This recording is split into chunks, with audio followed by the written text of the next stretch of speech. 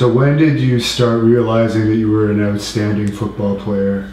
Well, in high school, my senior year in high school, things kind of fell in place.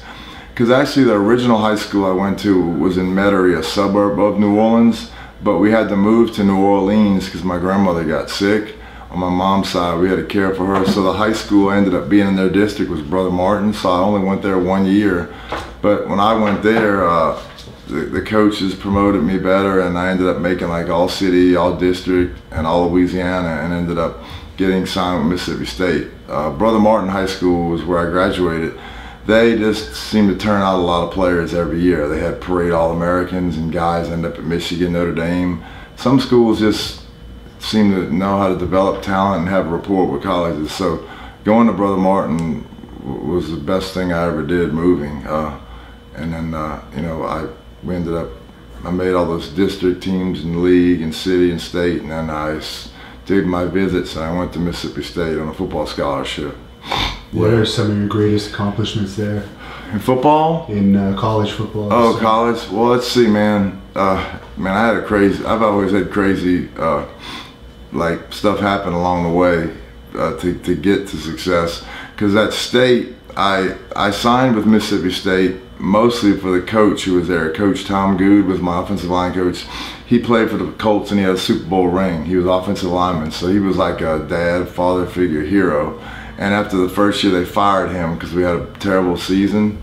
So he left, but the first year I tore my MCL and was in a cast. And then the second spring that I was eligible for after being redshirted, I blew my knee out. So I was on crutches like a year, the first year and a half, 2 years there. So I ended up leaving because the coach I loved and the whole staff got fired, and ended up transferring to a 1AA school called Northeast Louisiana University in Monroe, which is, they had won a national championship and one conference championship. So that was where I did really well. I made all conference, all Southland Conference, and all academic, all Louisiana, and I had a lot of success there, you know.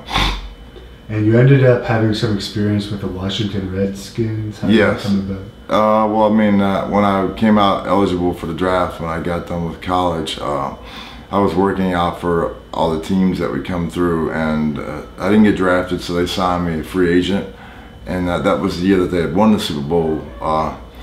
But the team was really loaded, and going up there, I really, you know, you kind of think you're pretty tough and all, and it was like a huge reality check going up to the Redskins with the Hogs. Yeah. I always say, I mean, I really wasn't mentally or physically ready like I thought I was. It was like shell shock because I got cut and I didn't perform well. It was the worst I'd ever performed, and it was like a big disappointment, but I think it had to happen for me to advance, because after that, I went to the Saints, the Falcons, and then pursued football for like 8 or 9 more years trying to get to the NFL. So, you know, those failures happen and you grow, right? You know, through them, injuries and whatnot. Stuff that you can't see when it happens, it ends up, you know, being something that's good. Was Goldberg in the Falcons at the time? Yeah, 94, he was, yeah. Did you know him at all? Yes, yeah, we used to go, he was a D lineman and I was offense, so we used to headbutt, you know, going against each other in drills. Yeah. And he was a tough guy, really good football player. He bounced around several NFL teams. He had a lot of injury, I know shoulder and injury problems that slowed him down, but he was tough, as tough as they come, and a really good guy.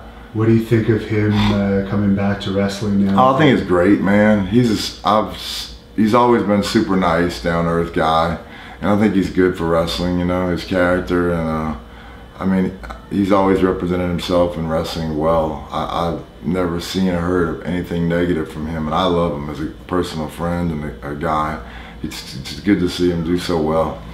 Do you think he's going to stick around for a while after WrestleMania? Well, they say he wants to wrestle with has a young son, you know, and I mean, if that's a big deal, I think he will, and he looks in tremendous shape, and he obviously doesn't have too many injury problems, so yeah, I mean, I could see him staying for a few more years, you know. And you also ended up in the CFL. We're from Canada, of course, so I guess that was at the time when they had American teams. Yeah, which, you know, I tell people I was in the CFL, and I tell them I played in America. They're like, wait, how'd that happen? Well, like you say, 94, 95, they expanded to the States. And Atlanta released me in 94, and the Shreveport Pirates team picked me up instantly. So I went there and signed a 2-year deal. Started, I forget, I think they played 18 games maybe. I ended up starting 10 games one year and 18 the next. And I got a lot of experience, and I had a tremendous honor there. Our head coach was Forrest Gregg, who's in the NFL Hall of Fame. He played for Vince Lombardi, and he's an offensive lineman, so that was a tremendous experience. I was there 2 years, and then '95 I left there and went, actually moved to arena football in '96, which I always said the beating money ratio is not good because you get really beat up. It's indoor turf and you play both ways.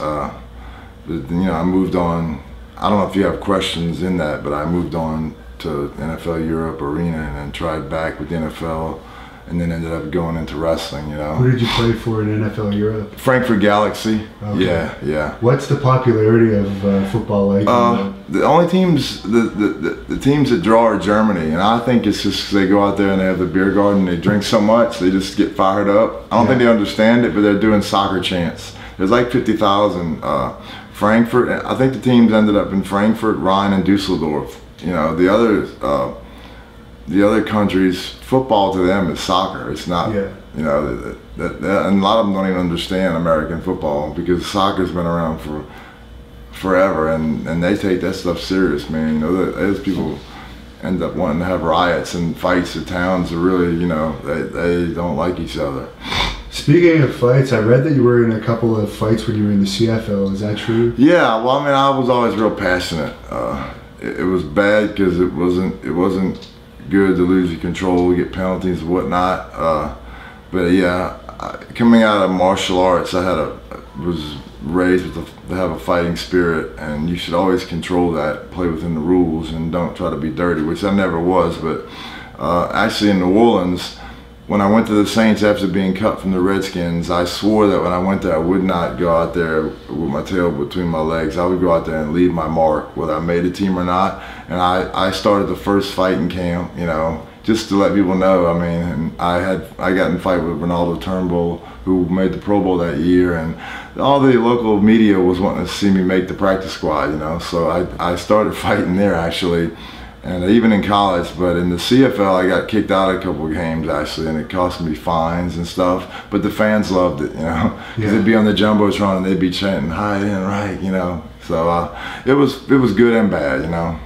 What were the groupies like for you in football? Is there some pretty crazy stories out there? Well, yeah. I mean, I guess every group of groupies has the names, you know. I think that maybe cleat chases might have been used, you know, but I always had girlfriends, man. I was never into that deal. Yeah, they always have girls that like a rock and roll star or a wrestler or an actor or a football player, just depending on whatever, wherever they fall into that category. And there's always guys that are willing to give them attention, you know. Yeah. So,